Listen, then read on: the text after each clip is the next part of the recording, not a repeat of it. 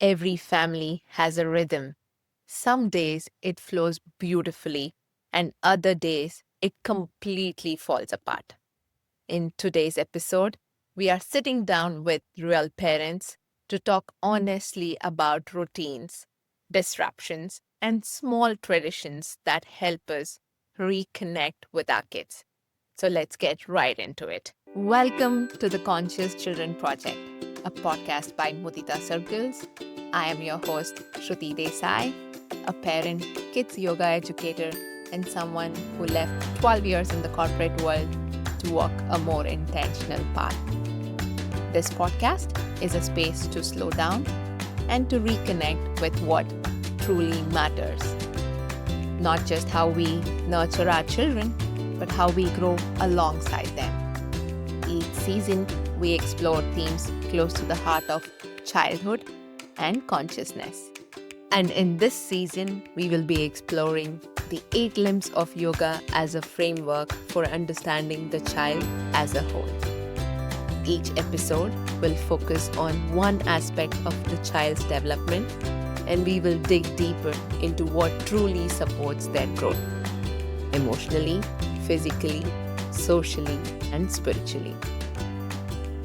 Let's get right into it. Thank you so much for your time and thank you for joining me. Before we begin, if you all could go ahead and introduce yourself. So my name's Dave Goulis. I'm from Detroit, Michigan, and I have 6 kids in total. And right now, my wife and I have 5 that are home, and they're in grades 7th, 8th, 9th, 10th, and 11th. Perfect. Thank you. Hi, my name is Claudia. I have my oldest is 9, my youngest is 6. We are from Mexico. We have 9 years living in US. We moved from Mexico to US to Seattle.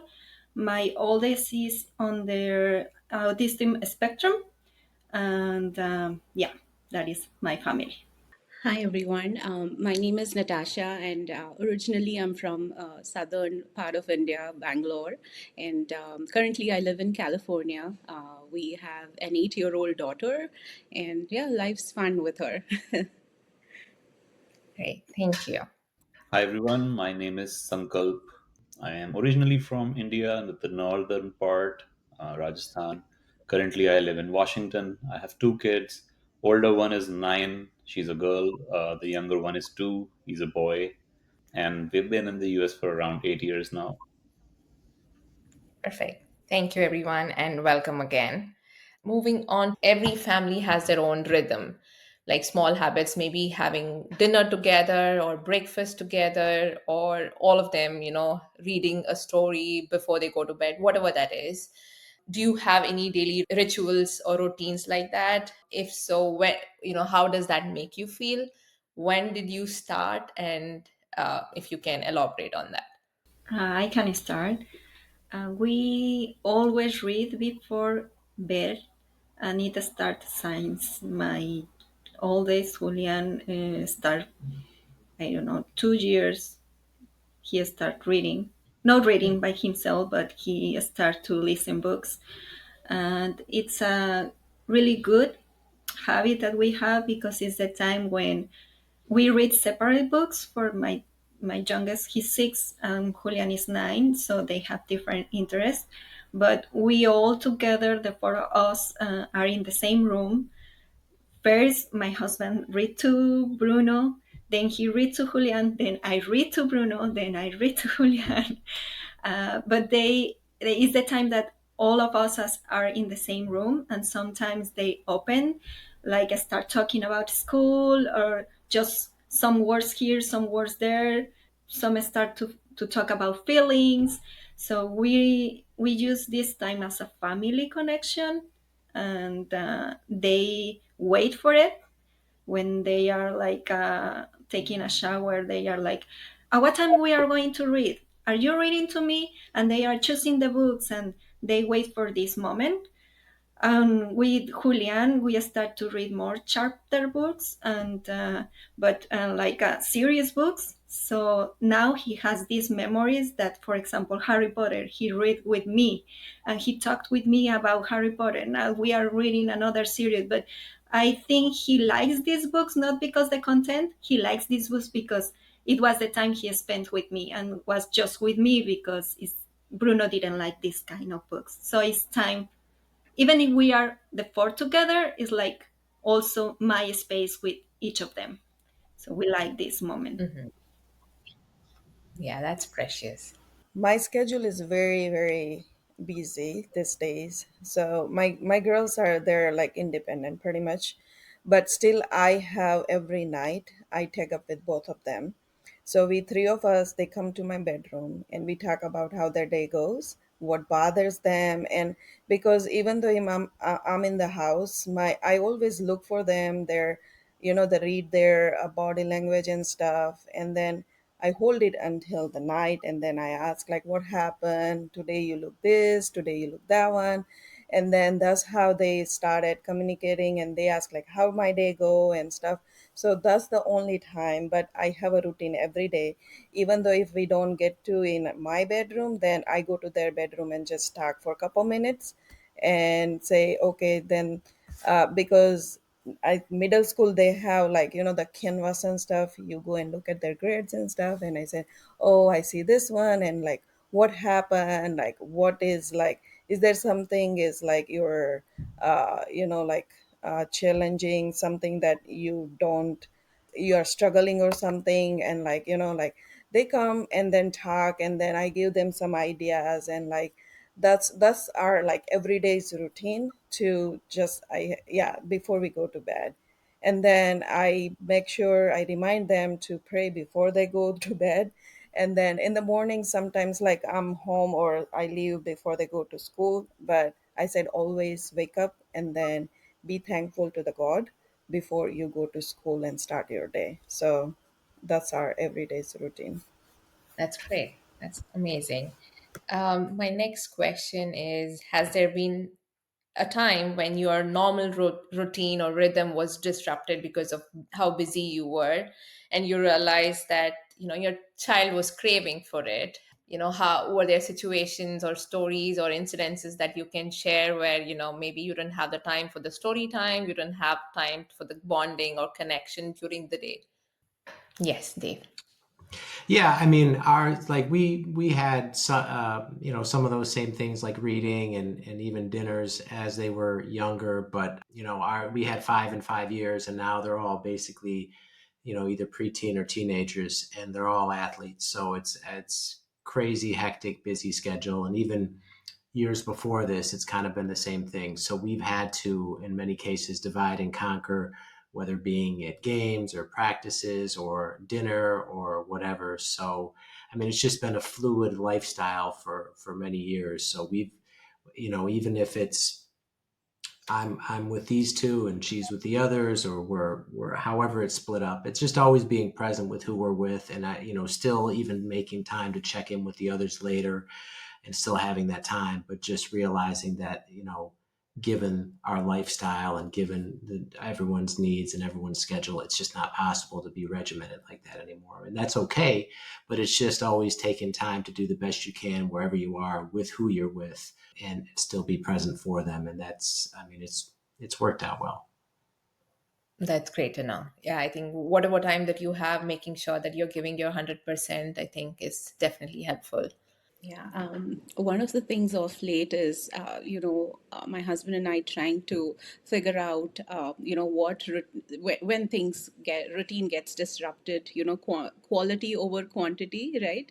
We're trying to figure that out because I commute 3 days a week and he commutes, his is a longer commute. So we try to tell our daughter, we understand, and she's someone who will write notes telling do you remember we were supposed to read together or anything like that, and we tell her, I know we did not do that. We try to reason it out with her, make her understand why it did not happen, just so that she's aware why we were not able to prioritize that. And we tell her, okay, we were not able to do this today, how about we do it for like maybe 5 or 10 minutes and we'll read longer tomorrow. Just simple explanations, and as little as putting out clothes for the next day for school, that something like that. Or we two read together every day, and we take turns to put her to bed when she's not okay to sleep go to sleep by herself. So just those 5 to 10 minutes, or maybe in the morning. Sometimes it happens, sometimes it does not. But giving the explanation and reasoning it out, it helps. Yeah. That's good to know. What small traditions or moments help your family slow down and reconnect when, family life gets, or when regular life gets busy? Are there routines? Do you like to take vacations, or, what is a way for you to bond together? Like, I know we do the, like, reading at nights, but as time, gets busier, they crave for more attention and more connection, right? So do you take off from work? How do you connect back with them? I take my kids to mom and daughter's date. So we go out for shopping. And then I take them, I think once a month or like twice a month. I take them to whatever they wanted to eat. It's just three of us, me, my both kids. And that's how I keep connected with them if I'm get very busy and we don't have enough time. So that's Mhm. the other way to get engaged. That's great. I mean, we have a little tradition too with just going to. It's just really with me and my two daughters.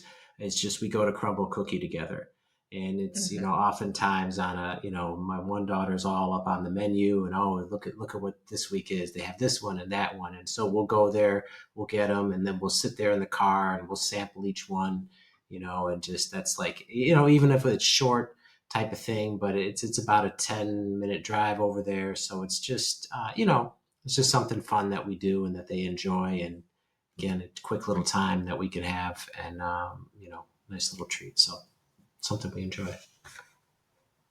That's amazing. Yeah, those rituals, even the simple ones, create like an invisible structure that helps children shine.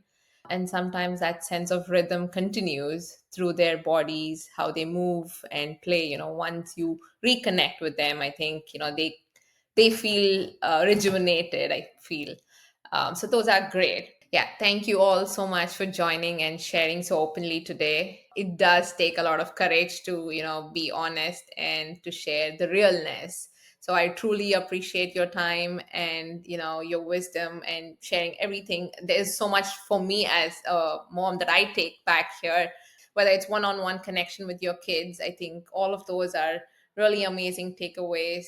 And again, thank you all. And I really appreciate it.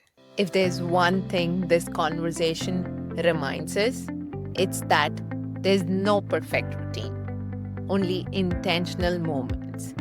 A rhythm for connection does not have to be big or long. It can be one simple thing that calls or brings everyone back together. Whether it's 5 minutes daily or 15 minutes, what matters is showing up, listening, and letting our children know they are seen. As children grow, the rituals change. Bedtime stories turn into car rides, frequent check ins, or shared treats. The activity looks different at every age, but the core of what holds a family together stays the same: the connection time. That feeling of being seen, heard, and valued. What I am taking away from today's conversation is that connection does not have to be complicated. It can be reading one page, sharing a cookie in the car, or asking one honest question before the bed. Life is busy, and sometimes we simply can't follow every routine or do everything we planned. And that's okay. What matters most is staying present and honest with your child. If a connection moment is missed, a simple explanation, a little context, and a promise to take time or make up for it later can go a long way. I hope you enjoyed today's conversation. Next up, we will be hearing directly from children as they share what their day looks like, what activities help set their day on the right note, and what they truly crave. If you enjoy, we'd love to hear from you. Follow us at the Conscious Children Project or reach out to us at muditacircles.com. Thank you, and remember, one child, one breath at a time. Until next time, see you and take care. And thanks again to our lovely sponsorer, Pia. Remember, you can use the code TCCP20 at piabeauty.com to get 20% off. Thank you. Take care.